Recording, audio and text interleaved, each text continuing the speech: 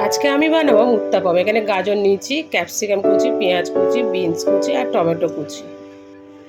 এগুলো সব আমি নিয়ে নেবো কারি বলে।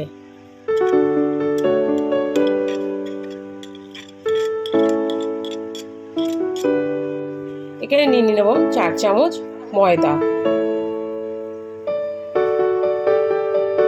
একটা ডিম, নুন, স্বাদ মতন মিষ্টি, 1 চামচ গোলমরিচ গুঁড়ো। এবার এটাকে আমি একটা ব্যাটার তৈরি করে নেব। একটু জল দেবো এর মধ্যে।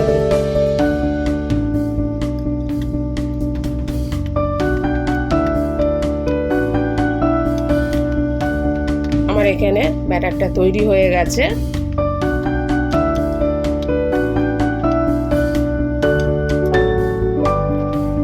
আমি এখানে তেলটা গরম আগে থাকতেই বসিয়ে দিয়েছিলাম। এবার আমি এটা একটু ছোট ছোট করে টিকিয়া স্টাইলে ভেজে নেব। কারণ টিফিন বক্সে এত বড় দেওয়া যায় না, সেই জন্য আমি ছোট ছোট করেই করে নেব।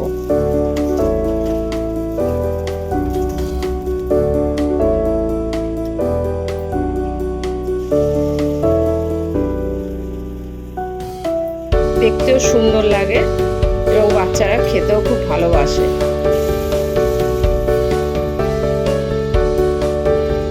আমার এখানে ভাজা হয়ে গেছে।